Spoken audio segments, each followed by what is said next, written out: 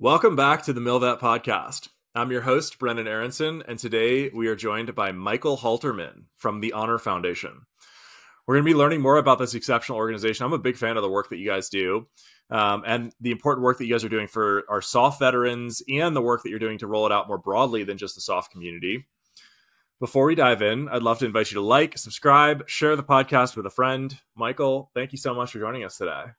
Dude, thanks so much for having me. It's a pleasure, man. I can't wait to get into this conversation. Yes, sir. Michael, I've given this 30,000 foot overview of your background and the Honor Foundation, but it's always really great to hear it in the first person. Maybe we can start with you and your personal story. Would love to hear a little bit about your background, and then we'll talk a little bit about the Honor Foundation. Yeah, absolutely. And I like to go all the way back. Like, I'm a small town kid from California, nowhere, California, small town, right? Grew up playing team sports and then skateboarding, right? Because I'm Californian. And what I found was, and especially in the challenging recruiting environment, I didn't know what I was going to do kind of getting out of high school, right? And I saw a couple of my friends. I always had friends who were kind of older than me. And so like my friend, I was like a sophomore and I had a senior and junior friend. And like the first one, as we all like fleet up to the next step, the first guy goes off to the Marine Corps. And I was like, whoa, like no one from our little school's done that. Like what's going on, And he comes back after boot camp and he's just like ripped, shredded, right? He's got a uniform. He's cruising around with the recruiter and I'm like, whoa, this is my guy, but he's a totally changed man. Right. And then next year, same thing happens. Next guy goes, right. Now I'm a junior and then a senior goes off. And then I hit my senior year. So I had these two really good examples of good friends who had really made a tremendous step in their life and really kind of gone from small town, not a lot of choices, right? Kind of work in the obligatory blue collar industries, swinging hammers or doing something pretty rugged. And they thought, this is a great opportunity. And so I got to watch that happen. I get my first car and I roll from Central Coast of California down to Camp Pendleton. And I'm just blown away by what I'm seeing, right? First time kind of in person, seeing the action and rolling past the flight line and all that. And so I was like, yes, these guys are on an adventure. I'm, late teens, looking at early 20s as time goes on, because I didn't pull the trigger right away, but I was like, this is a viable option. I'm going to go do this. This is a big adventure. There was a little piece in me that's patriotic, right? But let's be honest, in your late teens and early 20s, it's all about the big adventure mostly. So late 90s, in the 1900s, I joined the Marine Corps. And man, it was probably the best decision I ever could have made because I didn't do great in high school. I wasn't really a student. I was studious. So college wasn't really an option. And like I said, I was really good at swinging hammers. I had figured that part out and I knew how to tear off a roof. But I could foresee the future of that based on who my mentors were. And so joining the Marine Corps was just a great opportunity to get that adventure I was looking for. And so like my first job in the Marine Corps was an assaultman. So young 20-year-old running around with a rocket launcher and a satchel charge, 40 pounds of demo. And back then a 9mm, you didn't get an M4 back then. And it was just like, it was a hoot. It was such a good time, right? Running around with my friends, doing fun stuff. And then, 9/11 happens and the whole world just shifts, like just total change, man. Before that, like say you were going to drop me off at the airport, you could walk me all the way to the gate and just be like, all right, later, bro, high five. I might even, I'm not saying I did, but I've heard you could have carried on a flask of whiskey back then. And all they would ask you to do is, hey, take a quick drink to verify it's whiskey. And then you can go on the flight. World was different, right?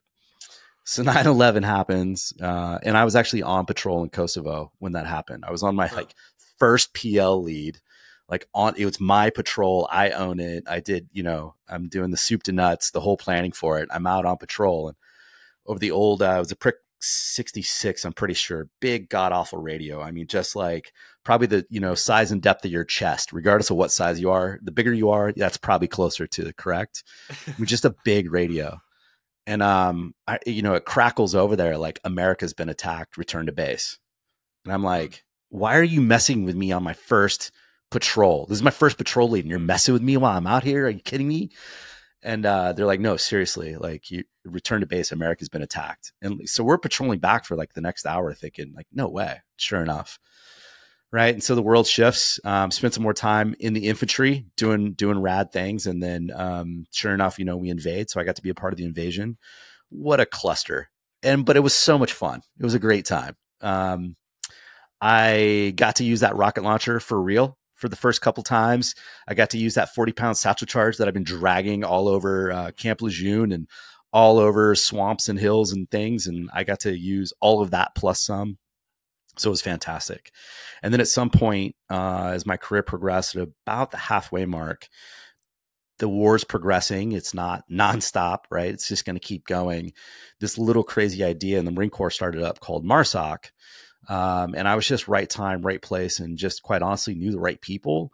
And I got an opportunity to go over there and do that. And I spent the second half of my career in special operations as a raider, and really got to do a lot of the different things in special operations, everything from raids to intelligence to working out of embassies, to, running up and down the Helmand Valley wreck and shop.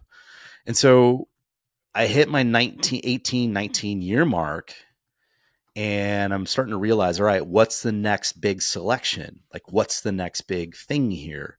And I've always been good at looking at my peers and the guys right ahead of me of like, okay, what's next, right? Because I did that in high school, and I kind of did that throughout my career. And I saw a bunch of my peer mentors starting to do this transition thing, and I was like, oof, that looks rough. So let me start like 2 years out. If let me set myself up to maybe be a 30-year man, but let me make sure that I really got this wired tight if I hit the 20-year mark and it's time to go. Through really thinking about it deeply, I got to experience a bunch of different foundations, and they're phenomenal. I would say if you take as many opportunities as afforded to you, you can't go wrong. And I tried everything from the little mom and pop passion shop, right? That they're literally just doing like a resume like round table at like literally the Pizza Hut or whatever, to like the big, like hiring our heroes, hire our heroes, right? And everything in between, because there's a lot of resources here in Southern California. And it's exactly what you should do. But what happened was I showed up at the Honor Foundation feeling like I was very prepared. And I realized quickly I had no idea what I was actually doing, because I didn't know what I wanted. I was taking all the inputs from everybody else. I knew how to make a resume. I built my LinkedIn and all these other things, but I haven't really dug into myself and really dug into what do I want to do next. And that was really a big change for me. And so the Honor Foundation, I'm an alumni of the Honor Foundation, which I happen to work at now also. I didn't expect that. But that was really instrumental. And it's why we are so passionate about what we're creating for the future of transition for all veterans. So that's a little bit about me. It's super cool, man. I appreciate you sharing some of your background. For those that are listening just to the audio and can't see Michael's beautiful face because they're not watching on YouTube, he's got a beard. You got the thick veteran beard that says both soft veteran and also, that you are a veteran who can now grow this tremendous beard. That I love my freedom. You love your freedom. I love that. And for those that don't know, assaultmen in the infantry, I don't know how you describe assaultmen. I always think of them as like, these are the guys who are like, they have like their own little subculture because they tend to be super, super bright. You have to be like smarter because you'll be playing with demolition. Yeah. But they're just like a little wild. Like, I mean, obviously to carry a bunch of explosives into combat is like, it's just like another step up of just like, man, it's just intense. I was not the brightest light bulb in that box, right? Thank goodness I had really good teammates who were way better at math than me.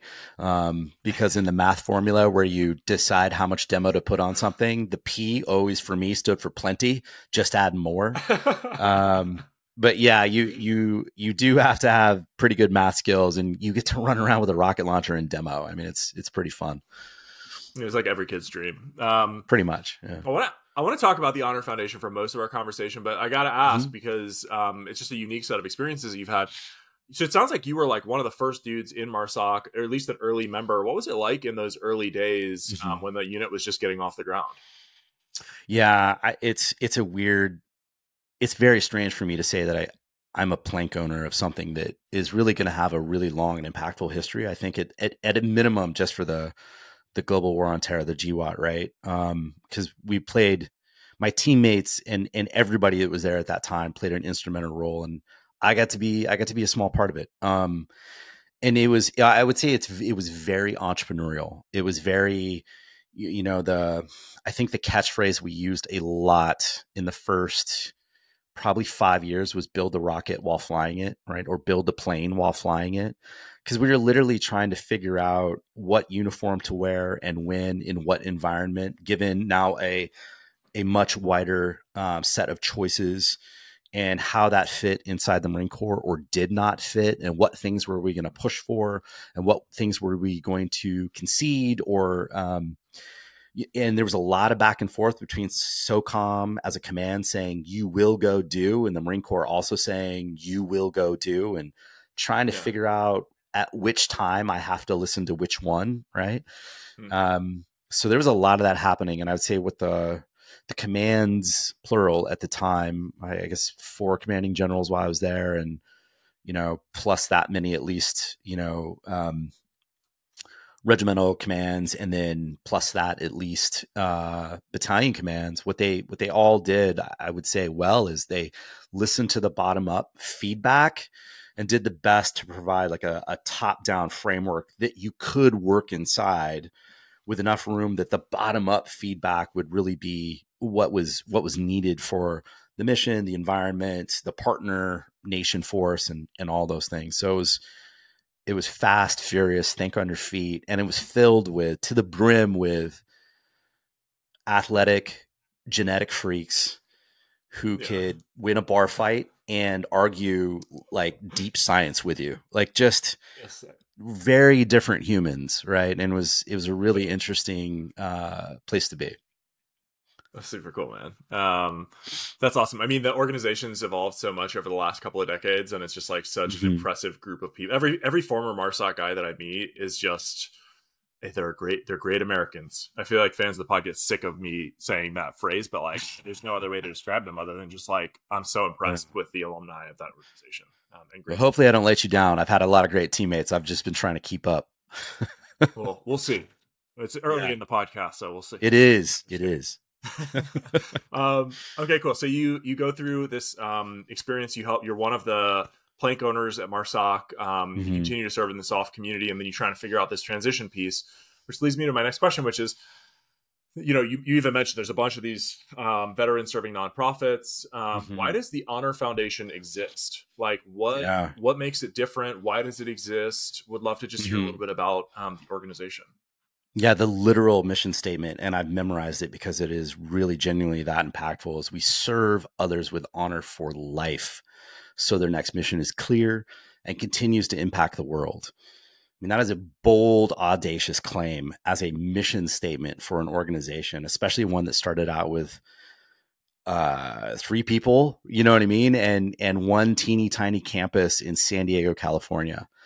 And that really what the Honor Foundation is trying to do that is completely different and non-competitive with any other foundation out there, I would say, is we're trying to help the individual who's in transition from special operations, and now we're going to serve all veterans, help them figure out who they are again. Because when the uniform comes off and the ranks and title go away, and you get the obligatory handshake, thank you for your service, captain, staff sergeant, petty officer, superintendent, whatever. Now the conversation, that portion of the conversation is now over about what is really relevant from your military career. Who are you now? Like, who's Brendan? Who's Michael?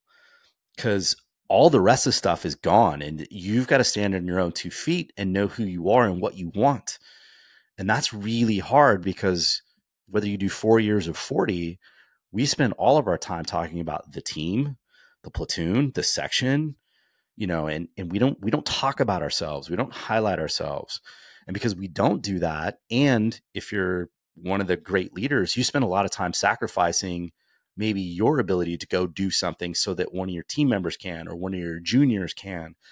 And so that culture of taking care of the team is you have to work through that learn who you are again, quite literally, and how to talk about that comfortably so you don't kind of stutter and sound like this in art because you don't know what to talk about because you can't say you were a staff sergeant or you don't feel like you can talk about being a captain. So we really want to help veterans dive into that. And we think we have the data now to back it up after 10 years of doing it, that it works and it's extremely helpful and it's a difference maker in transition. It's such a tricky problem that you guys are trying to solve, right? Because like, to your point, like you identify, like I am a Marine, like it's more than just like what I do for work. It's like who I am. It's a way of being. It's how I interact with the world. Totally. I'm curious to hear a little bit of the secret sauce. Like, how do you guys, and it's so important too, right? Like just a pause for a moment. Like if you don't know who you are and what you want out of life, then how can you possibly prioritize different competing interests? Especially when it comes to picking a civilian career, which I think is what we all narrowly focus on sometimes with transition, but like it is so much more than that. So how do you guys help? What is the secret sauce? How do you help people find their purpose and figure out who they are as individuals outside of the uniform? Yeah. And don't get me wrong, I'm going to beat up these same points over and over again, but I'm going to say up front kind of I get it. Like your mortgage is bearing down on you. You may have 2.5 kids who are on their way through various sports and looking at schools. And so financial burden is a real thing. And you said it, a lot of us go straight for a paycheck or a title because we've been a senior enlisted or we've been a mid-grade or senior officer. And to take anything less than something that doesn't say management on it would be really odd for us. But here's what the secret sauce is. How do you know that role is going to make you happy? How are you just going to suck it up again? Then why didn't you just stay in? Probably part of the reason you got out was you wanted to spend more time at your daughter's volleyball practices or at her games, or you wanted to spend more time with your spouse, or you were just done grinding it out for the man, right? However many ranks above you, the man. And you really want to do something that brings you joy again. And you deserve to absolutely earn a bigger paycheck doing all of that, right? So the secret sauce really is diving into yourself. And to get more tactical on that, it's really what you're asking is we spend an entire month before we even touch LinkedIn or resumes or networking or all the obligatory things that you have to do. We really talk about what are your strengths and how does that translate to civilian speak? Because you and I and anybody else in uniform could talk acronym back and forth at each other and we'd all get it. We'd all nod our heads and be like, I know what you're talking about. But that has nothing to do with, selling home mortgages. And that has even less to do with maybe some sectors of tech. And it's not going to translate well into, banking and finance, and all of those things. So really getting to the nuts and bolts of who you are and being able to speak and articulate yourself across not only what you want, but what your strengths and what you bring to the team. Right. And so we spent an entire month on that, just diving deep and really pulling those things out. And it's hard. It's why nobody else does it, because it's a lot of touchy feely stuff. And everybody comes in on night one. Oh, well, I wouldn't say everybody. All the males come in on night one with their arms crossed across their chest. And they're like, I'm not talking about my feelings. Nope. And the females are a little more open to it, right? The ladies are a little more open to it. And they're like, yeah, this intuitively makes sense. And it takes sometimes the entire month to get to the point where you can say, I don't want to be a manager anymore. Like I've checked that box pretty hard as a master sergeant, as a major, as a lieutenant colonel, as an 06 captain, whatever. Like I'm done doing adult daycare. I'm actually ready to do something entirely different. And then what the end result then becomes something sustainable, something that makes you happy, gives you time to go to your daughter's volleyball practice or show up at her games, spend time with your spouse, loved ones, others, walk the dog in the morning before you go to work. What? And all those things. Yeah. And a sustainable income that allows you to take care of that financial burden that you've incurred over, however many years of military service. Yeah. So we're trying to get you the whole package.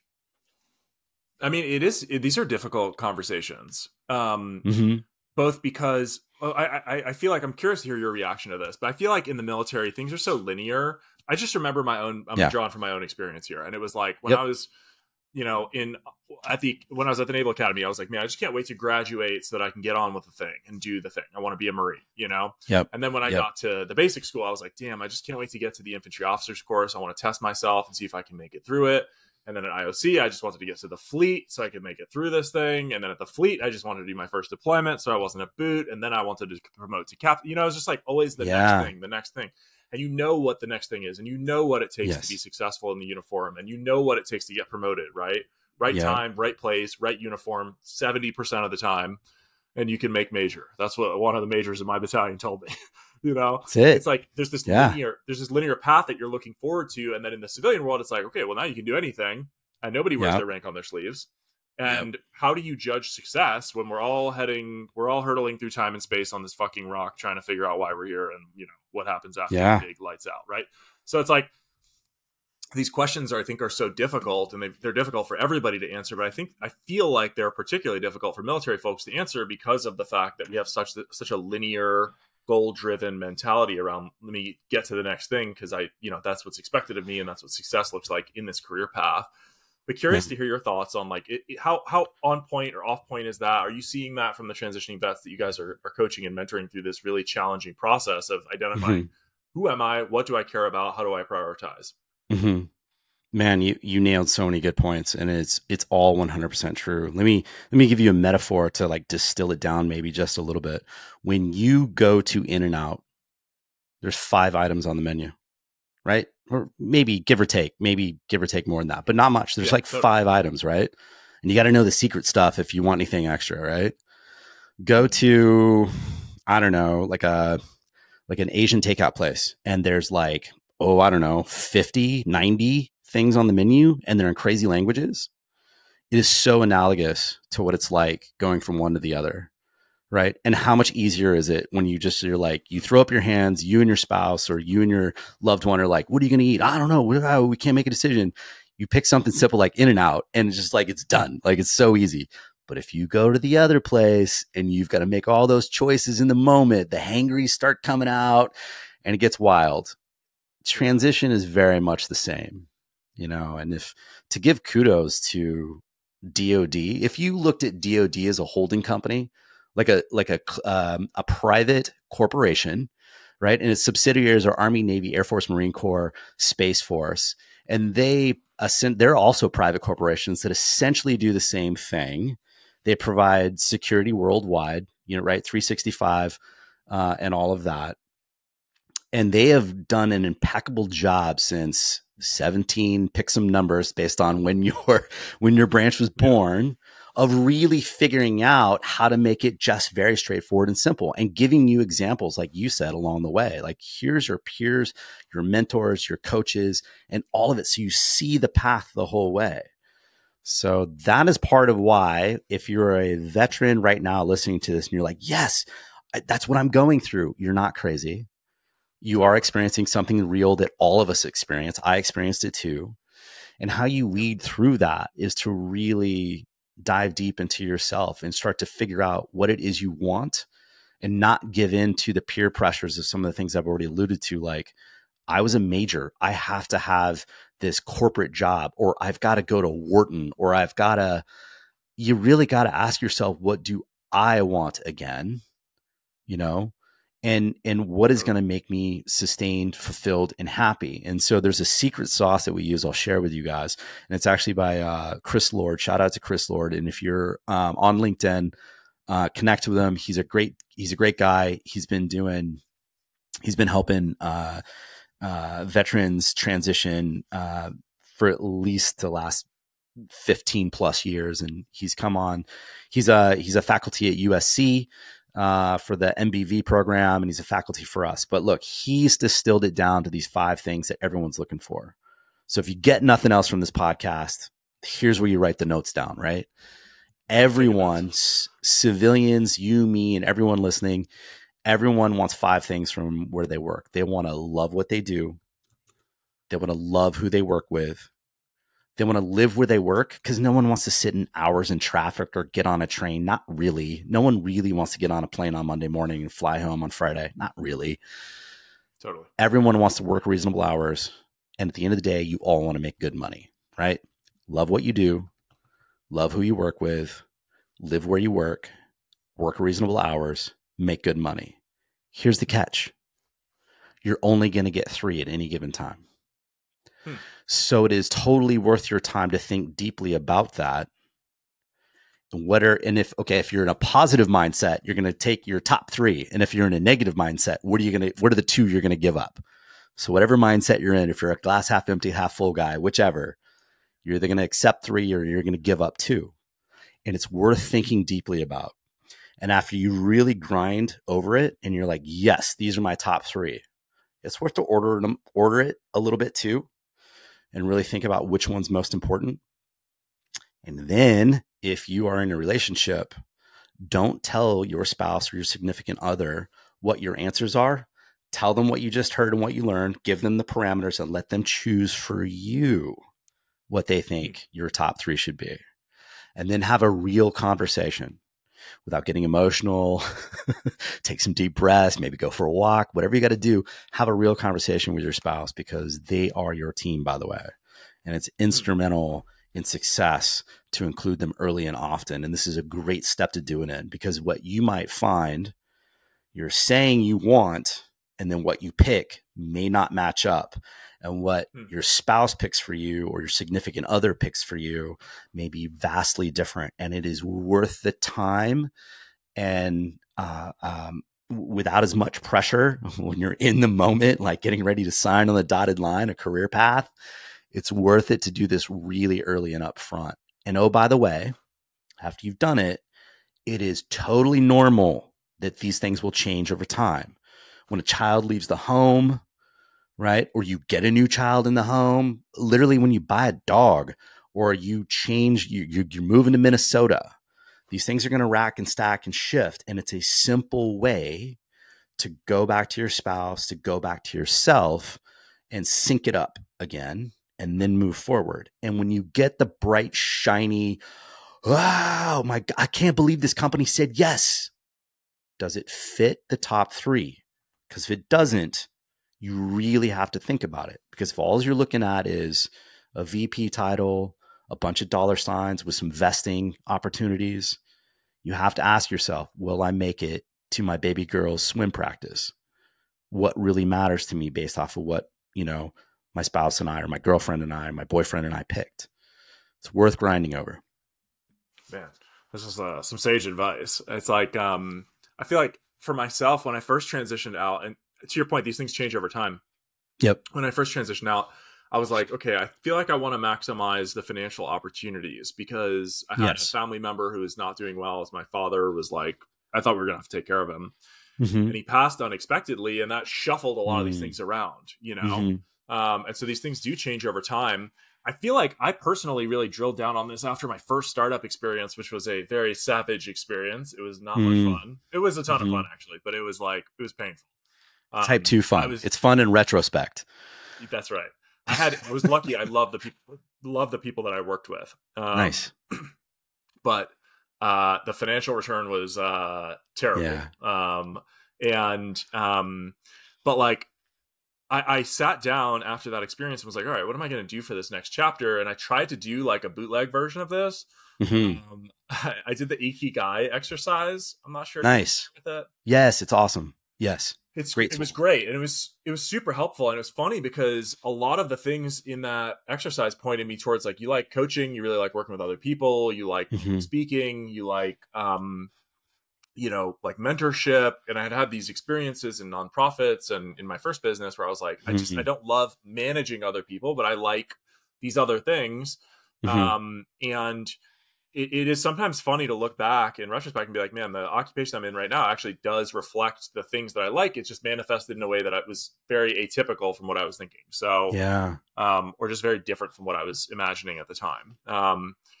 The one thing, some of these are so straightforward. Good money, reasonable hours. Like, these are like things that you can just be like, yeah, it's either like a yes or a no. It's kind of binary. The one that I think is more squishy and difficult is the love what you do. How do you guys coach people through that part of it? Because that to me feels like the one where it's like, I might think that I would like X or Y or Z, but when I get on the job, I'm like, oh shit, I actually hate this. Sure. Yeah. That's interesting. You picked that one because most people are like, what do you mean by make good money? That's usually the one everyone's like, what do you mean by make good money? Right. Because it's kind of like, talking about money, politics, religion, right? Those are touchy subjects. And it always comes up in the classroom, and there's like 30 people in the classroom, and someone will finally kind of go hand up sheepishly. And it's like, yeah, what's up? And it's like, what do you mean by make good money?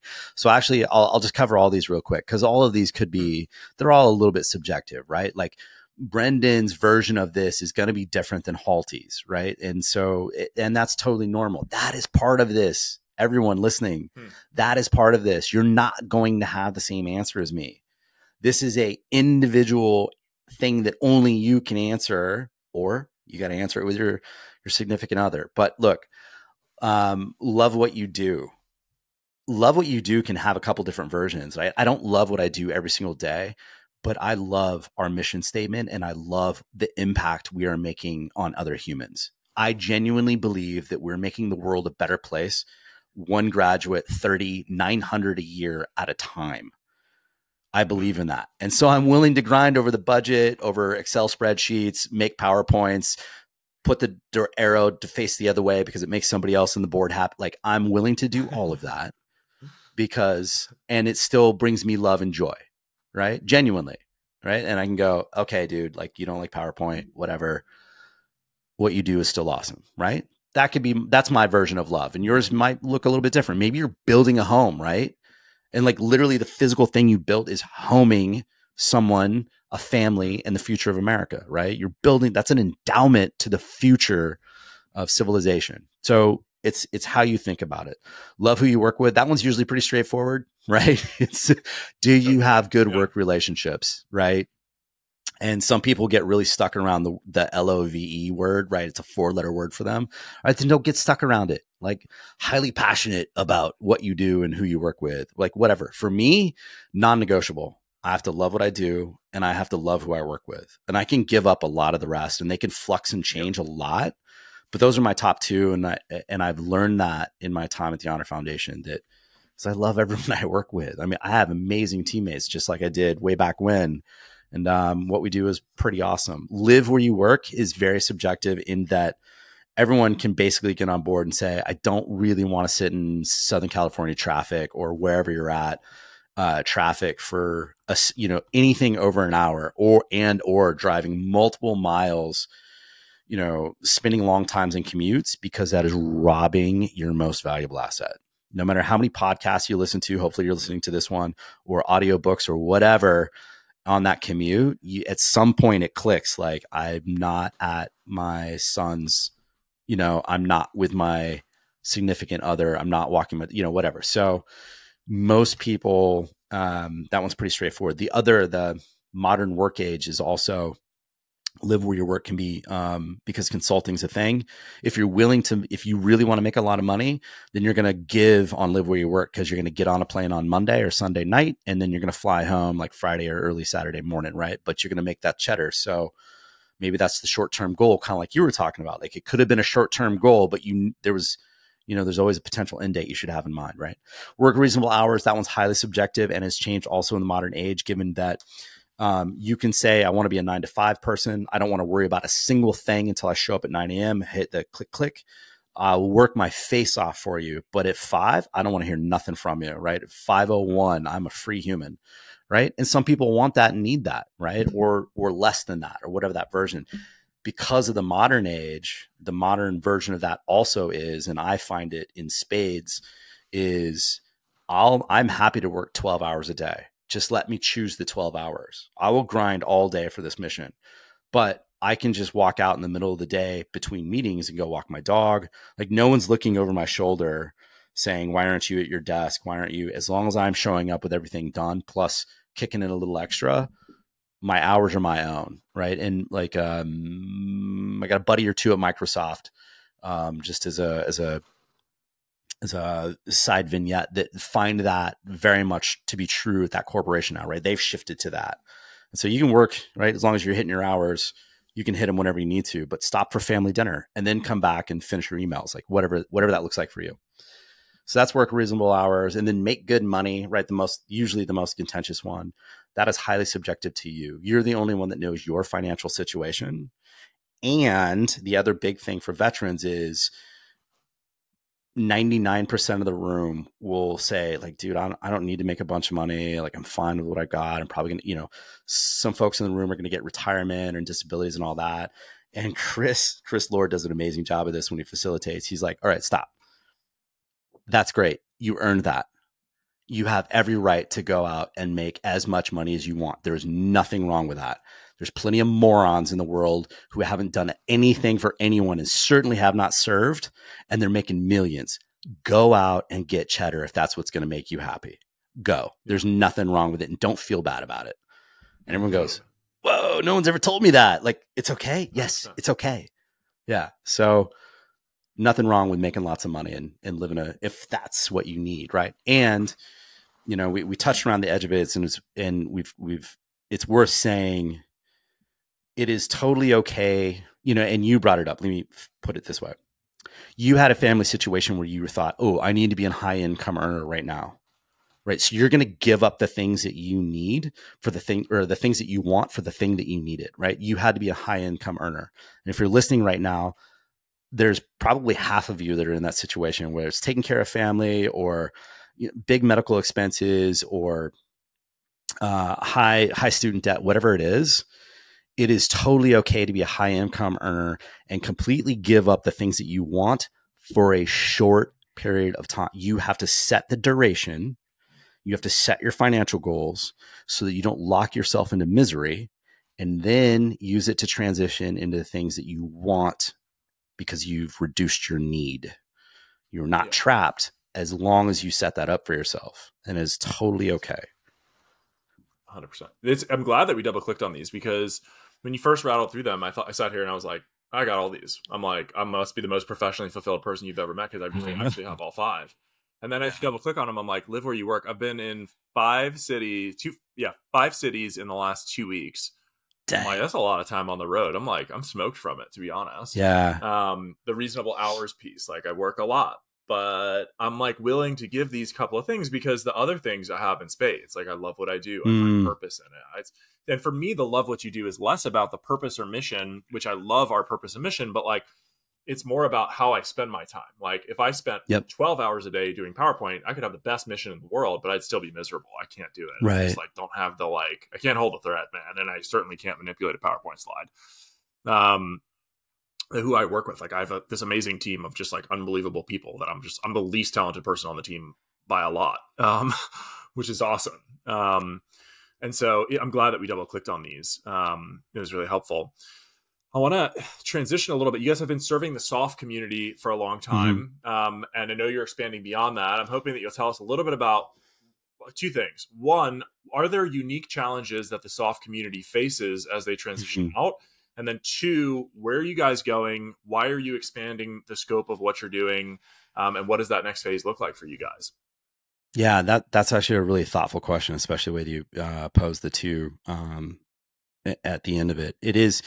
So the founder, right? It really starts with the founder, where the founder's passion was, and started in special operations, had a catastrophic injury, going through a selection process. Not only was he not going to become a special operator, he was done with service altogether, right? And that's pretty catastrophic, but came from the special operations community, was, his entire network was there and had a passion to continue to serve that community because he saw the huge need. Because as he started going through transition, it's like, I pretty sure I can say this freely because it's mostly veterans. It's a shit show. It's not easy, right? It's all the things that we've been talking about, like which direction do I go? How do I choose? The menu's massive and so on. So he's like, someone needs to do this. He's like, wait, I'm someone. I need to do this, right? So he put his foot down, put a line in the sand, and he kicked it off. And the mentality has always been serve everyone. But just like DoD rolls out its new experimental equipment in special operations, like let's figure out if this works before we make a massive investment on the broader force, right? Let's have a little oops and not like oh shit at the multi-branch level, right? So we've done that with lots of different things, like the M4. It took a while, but it finally made it all the way down to the 11 Bravos and the O3s, and I think everywhere else, probably in all the branches now, right? But it started as a crazy idea and a small investment in special operations. So the idea has always been to serve everybody, but make this small investment in special operations, the community that we know, and then roll it out over time, because it is a large financial investment. So for the last 10 years, we have been honing and focusing, gathering data and getting lots of wins, little setbacks, and then multiplying wins. And we think we have a really good product, and the data confirm it. But the question has always been, you can't necessarily scale it one-to-one, the same exact curriculum, the same exact style and all of that to 200,000+ a year that get out every year, year after year.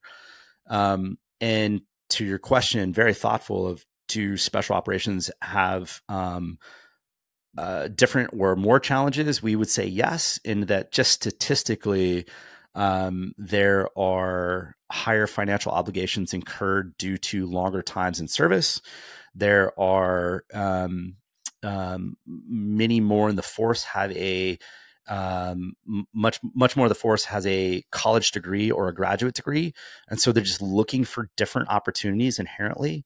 And then most of the force in special operations deploys at a much higher level and therefore occurs more injuries. And so when you kind of put those four things together, you just end up with a little bit different wood pile than the other wood pile, right? It's still wood and it still burns, but it's a little different, right? So, and then knowing that having most of our staff is either from special operations or directly related, and we have a couple of just amazing civilians who just this is their way of serving, have really been, we think, able to figure that out. So then transitioning that to how do we get it to the 200,000 year after year? We know that's a hard problem because everyone else has been trying to solve that in various ways. And so we did not want to just jump in with both feet and go, we've got it. That would be foolish, right? So we're really trying to concentrate on, because we already know best in class in terms of LinkedIn, resumes, networking, and all of those things. Largely that's been hit. I mean, you can hit like 3 best in class with like kind of putting your, hand over your eyes and picking one. And like TMV is a great resource, like holy shit. And you guys have come up in the last couple of years and you're a fantastic resource. So we decided to pick the one thing that we do very differently. And that is dive into the deep, mushy feelings end and talk about emotions and who you are, because that is the one space that no one's really touching on yet, right? We would love to see more partners in that space, but in the meantime, like we feel that is it's zero competition. We just add to what everyone else is doing. And hopefully what we'd like to do is be on the very front end. One of the first things the transitioning active duty member does a year before leaving service, and we'll take every single veteran, regardless of era. I'll take Vietnam brothers, the few remaining World War II Korea brothers and sisters, right? We'll take everybody, 18.1 million of us living. We have capacity. But we'd really like to get to the active duty service member somewhere between 14 to 12 months before they transition, to really start to have these deep inner conversations, and then in their families and or in their, personal lives. And then that carries over beautifully to what the work of TMV is doing, the work that all the other organizations are doing, so that you show up with a better understanding of self. So that I don't go, Brendan, I think I want to be in tech, but I also want to be an entrepreneur, but I think I'm going to do this. I think I'm going to go back to school, but I'm also like, I've got my side hustle. I'm like, bro, you just gave me like 5 things and you've got a side hustle. And which is a pretty stereotypical thing for most veterans, because they're like, I don't know what to do, so I'm going to do all of it. Right. Yeah. We think that once you finish the course with us, you can at least whittle that down to your top 3 and really pursue the thing that's not only going to be financially viable for you, but what's going to make you happy. That's what we're really looking for. It's like solving this problem of how folks transition out of the uniform is so difficult. Like it's just such it's like an intractable problem. I feel like they've made huge steps over the last couple of decades. Like it's definitely better than it was in Vietnam. Like Absolutely. Sure. Yes. Like both as a society, we've come a long way. The VA's come a long way. Like how we treat our veterans come a long way. Like, and so like if you look at it over a long time horizon, you're like, okay, this is really like this is night and day, right? But you still have these tremendous problems that afflict our community. Problems of people finding purpose in their lives. Obviously, veteran suicide is one that's in the news constantly. Yeah. And like it to me, it just seems like the DoD TAPS program, it just leaves so much to be desired. And I'm like so grateful for the work that you guys are doing to fill this gap. But there's a long way to go. And I don't have a good question to go along with this. I'm just kind of like venting my own frustration with the fact that like, we all look at this and say, this is a problem. Like, why can we not get this right?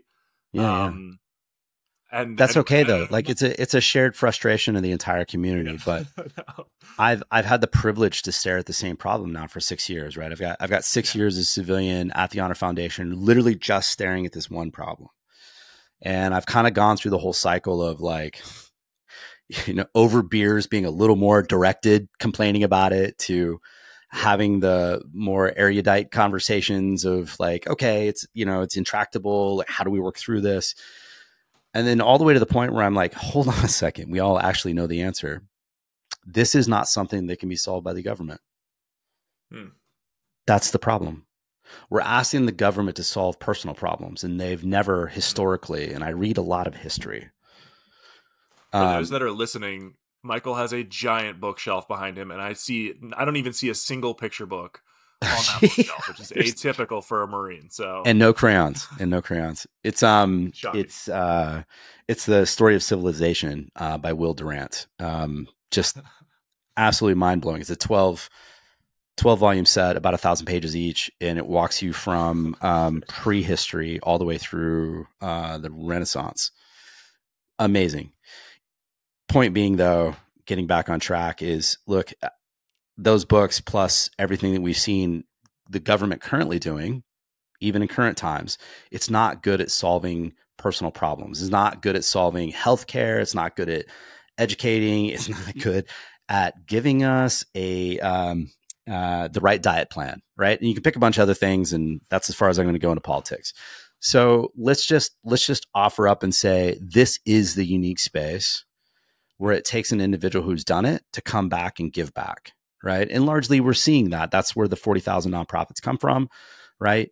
And then you see best in class who take it from just a passion project to like, no, we're going to run this as a business. We're going to run a balance sheet. We're going to have a P&L. We're going to be accountable. And they rise to the top, and good, bad, or indifferent, everyone's got opinions about how people spend money. The reality is it's working.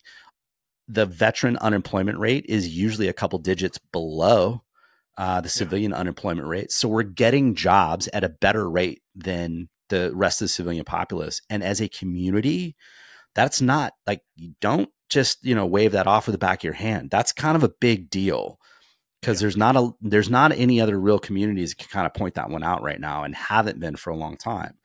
So that piece is working. The piece that's not working, though, is finding fulfillment, finding purpose, and finding real meaning in your life. And I haven't said any of those words because it's kind of it's kind of what we're trying to do under the radar.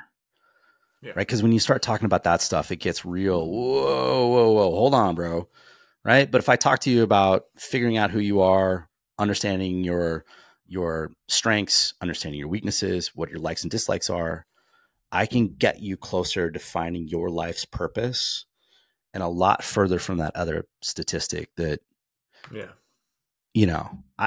every single year I've got close friends, teammates.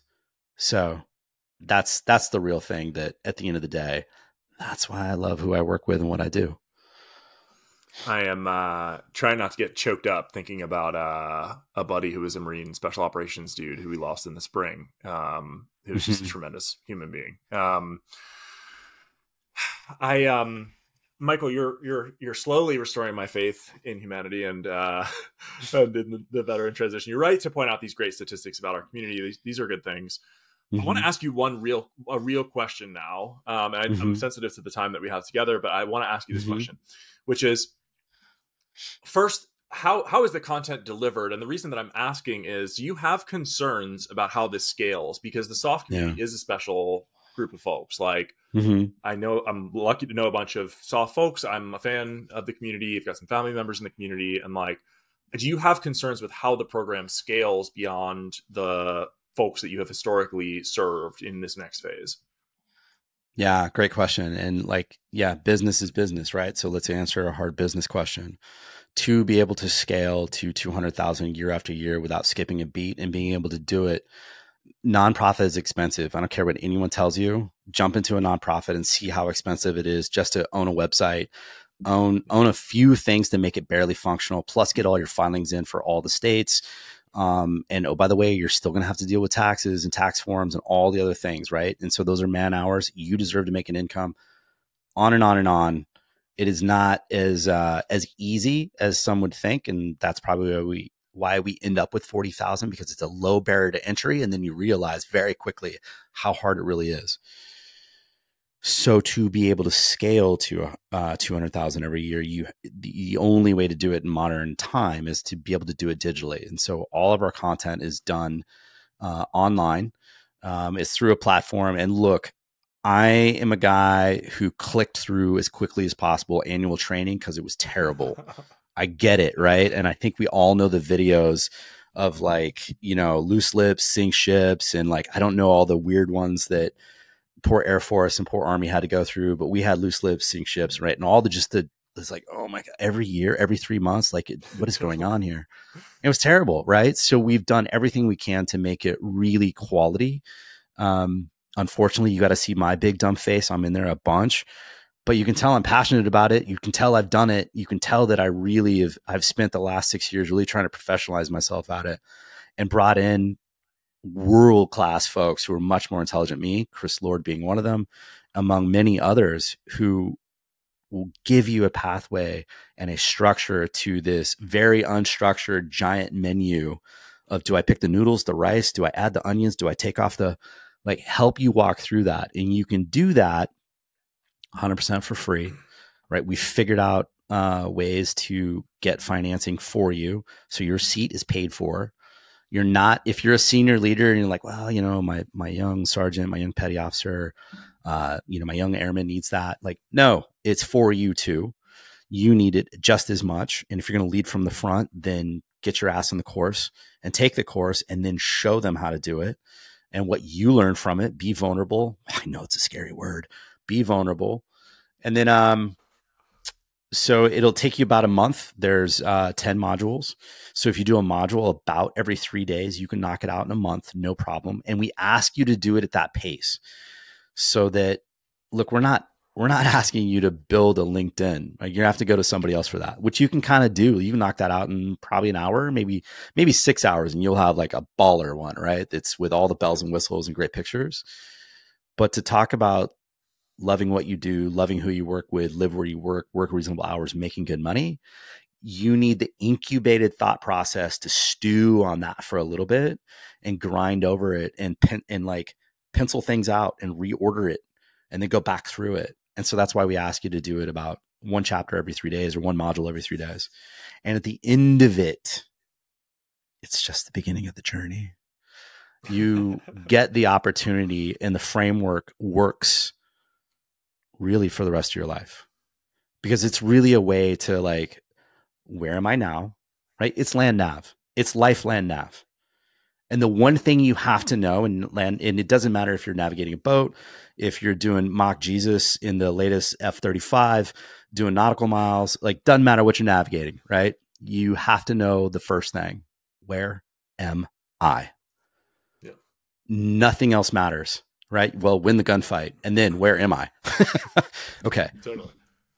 So this will always help you orient so that you can then pick an azimuth and figure out time, speed, distance, tides, barometric pressures, whatever, to get to a goal that makes the most sense for you and your family.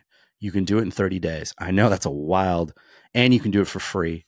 And it doesn't matter what generation of veteran you are. I'll take you today, tonight. I will log you in. And if you've got questions, like I'm easy to find on LinkedIn, and I'm happy to go deep and crazy in conversations about your personal life if that's what you want, and help you out.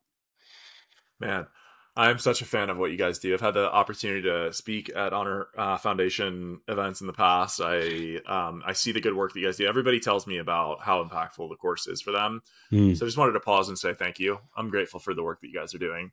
Thank you, brother. I'm also, this conversation's got me fired up. I'm ready to drink the Kool-Aid. And so the last question I want to ask you is, where can people find out more and support your work? Where can they sign up for the courses? Where can they donate money? Give us how to find you. vectoraccelerator.org. Gosh, I know it's a mouthful, but man, we spent a lot of time with a marketing agency, and it was, you got to go with what the open websites are available. And there's been a lot of website names already chosen, right? So we went with Vector Accelerator because there's a little bit of nerd in there, right? We didn't tell you what direction, but a vector is direction, distance, and speed. And that's what you need. And we want to accelerate you on the correct vector. That's what we're generally looking to do. And that wild statement I just made earlier, like this works for the rest of your life, is totally true. And this is completely free. It's wild that we're even giving this away. If this was being done at pick any big corporation, this is multiple thousands of dollars for one seat. So it really is, we think, an opportunity of a lifetime. It is the distilled data and after action reports of 10 years of doing this for special operations. You're literally getting the best of our curriculum. We've distilled it all the way down to what's most important just for you. So vectoraccelerator.org. Yeah. Vectoraccelerator.org. Michael, would you go so far as to say that it's good to go trash? It's daggone stinking good to go trash, bruh. Perfect. Okay. Perfect. I haven't used that phrase in so long. Michael, I really enjoyed the conversation today. I'm really grateful for your time. And like I said, I'm grateful for the work that you're doing. Thank you so much for joining us today. Thank you, brother. Awesome. Check out vectoraccelerator.org. If you like the podcast, you will love the in-person events. Actually, the Honor Foundation, you guys are going to join us at an event that we have upcoming in DC. By the time you're listening to this, you'll have missed that event, but hopefully some of you are there. So check out all of the in-person events that we're hosting at themilvet.org. I'd be remiss if I didn't mention that by the time you're listening to this will be the perfect time to grab a ticket for the Military Veteran Startup Conference. It's my favorite event of the year. Draws about 450, 500 folks to that event. If you're interested in startups, if you're an early stage investor, if you're an early stage operator, you're an aspiring founder, check out milvetstartups.com. Hope to see you at one of these live events. Thanks so much for tuning in, and we'll catch you guys back here next week.